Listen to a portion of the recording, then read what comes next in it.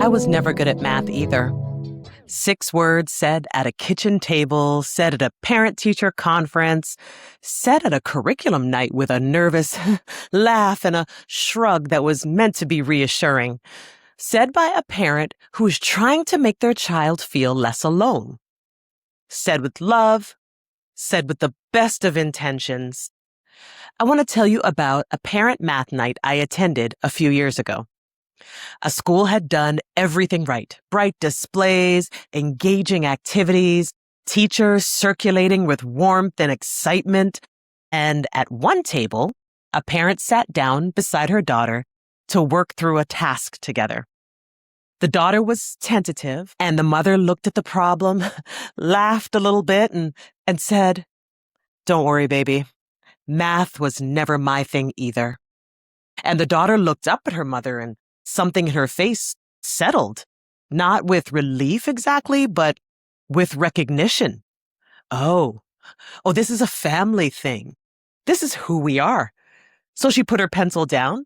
She didn't pick it up for the rest of the night. The mother wasn't being careless. She was just being human. She was trying to connect with her child in a moment of vulnerability. And what she handed her without knowing, it was a story about mathematical identity that had now been passed from one generation to the next. In 6 words, at a table with bright displays and enthusiastic teachers at an event specifically designed to do the opposite. Welcome to Show Me the Math Receipts. I'm Asali Smith, founder of Number Navigators, and this is episode 14.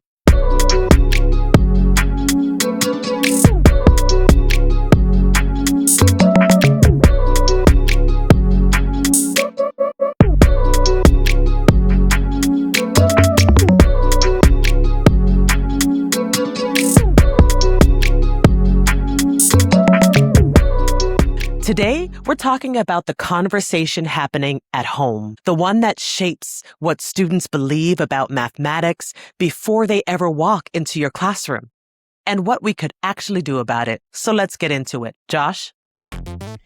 It's time for Math Joke of the Day. What is a math lover's favorite type of dance?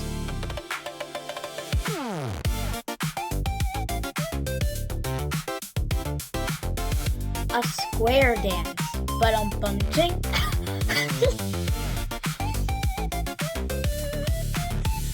All right, thanks, Josh. Now, if you remember, in episode 1, we talked about the most expensive phrase in mathematics education.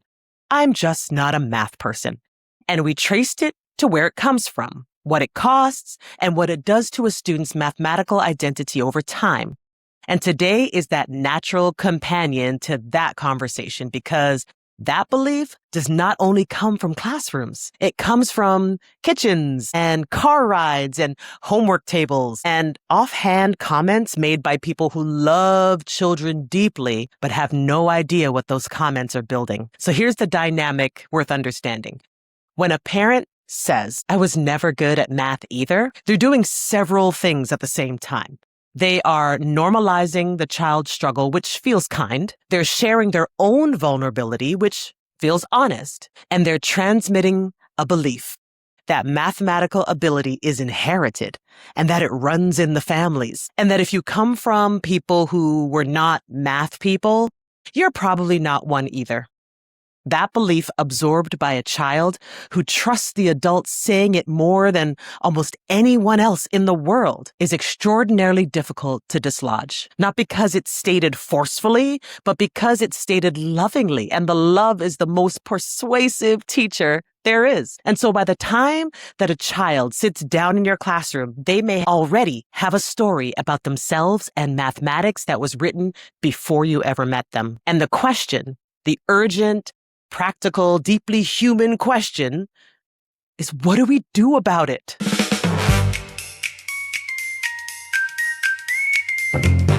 The research on parental influence and mathematical identity is extensive, and it points in one direction. Jacqueline Eccles at the University of Michigan has spent decades studying how parents' belief about their children's abilities shape those children's achievement. And her findings were striking. Parents who believe their child is not naturally talented in mathematics are more likely to attribute the child's struggles to lack of ability rather than lack of effort or instruction. And children who absorb that attribution, who come to believe that their struggles reflect something fixed about them, disengage from mathematics at significantly higher rates, particularly in middle school when the content gets a little harder and the identity stakes get higher. And then there's the research on what Eccles calls the expectancy value model. Children's motivation in mathematics is shaped by two things: how good they think they are at it and how much they think it matters. Parents can influence both. And the parent who says, "I was never good at math either," is, in one sentence, reducing both. They're suggesting that mathematical ability is something you either have or you don't, and implicitly suggesting that it might not matter much either way. Because look at me, I turned out fine.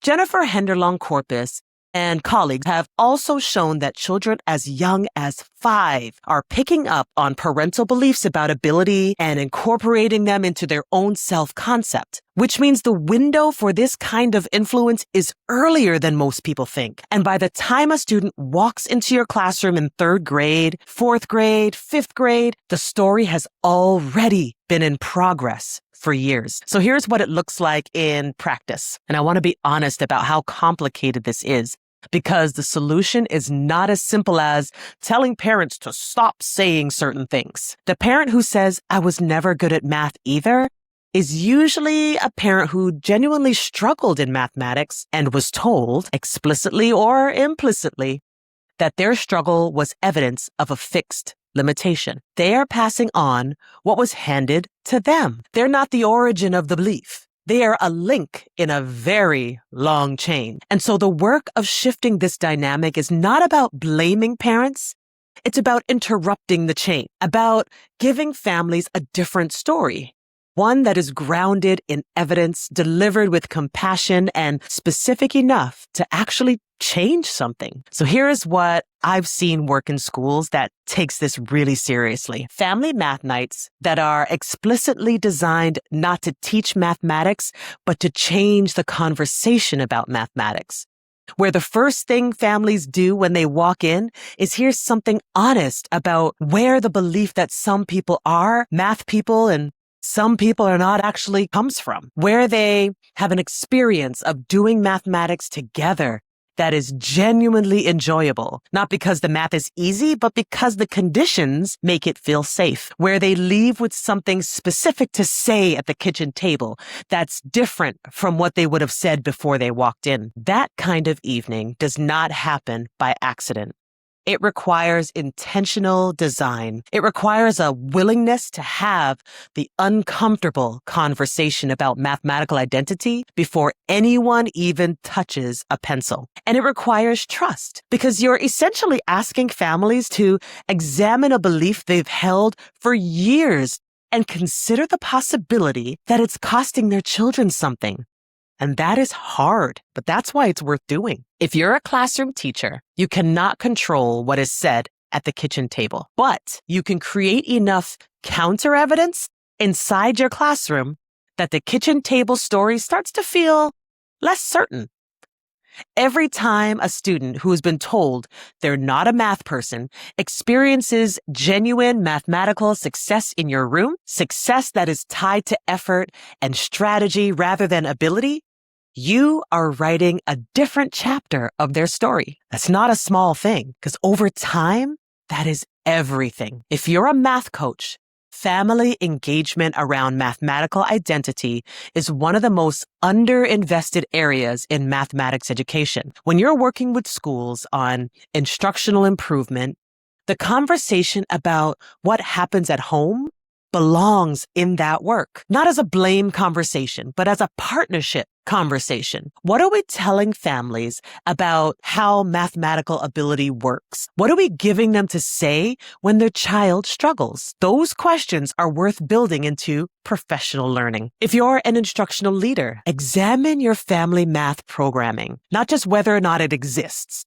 what it's communicating about mathematics and mathematical ability. Is it designed to engage families as partners in building mathematical identity? Or is it designed to show parents what their children are learning and hope for the best? Those are two different programs, and only one of them interrupts the chain. If you're a pre-service teacher, here's something worth knowing before you step into your first classroom. Some of your students will arrive having already been told that they are not math people by the people who love them. And your job is not to argue with these people. It's to give their children enough evidence over enough time that a different conclusion becomes possible. That is patient work. And it's the most important work that you're going to do.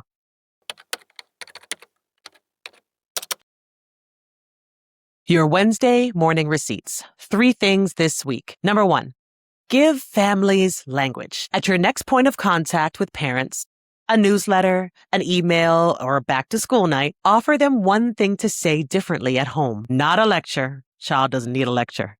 One sentence. Something like, when your child struggles with math, try saying, that means your brain is working on something a little harder. Let's figure it out together. That reframe given to a parent who wants to support their child but doesn't know how is more powerful than almost anything else you can send home. Number 2, tell the research story to your students. Students who know that mathematical ability is not fixed, who have heard the neuroscience, who understand that the brain builds mathematical capacity through effort and experience, are more resistant to the fixed mindset message when they encounter it at home or anywhere else. Give them the receipts. Teach them the evidence. Make them the ones who interrupt the chain. And number 3, design one family math experience that starts with identity. If you run any kind of family math event this year, curriculum night, math night, an open house, build in 5 minutes at the beginning that is explicitly about mathematical identity. Not about content, about belief. Where the I'm not a math person story comes from. What does the research say? What can families do differently? 5 minutes at the beginning, before the pencils come out. It changes the entire evening. So here's what I want you to carry out today. The parent who says, I was never good at math either, was not wrong to love their child. They were wrong about what mathematical ability is and where it comes from. And that wrongness was handed to them the same way it gets handed to every child who hears it, by someone who loved them too. The chain is long, but it's breakable. And every classroom that builds genuine mathematical confidence, every family math night that starts with the honest conversation, every student who goes home and tells their parent, actually, my teacher says that the brain can build math ability, is a link that did not get passed on. And that is the work. And it starts here.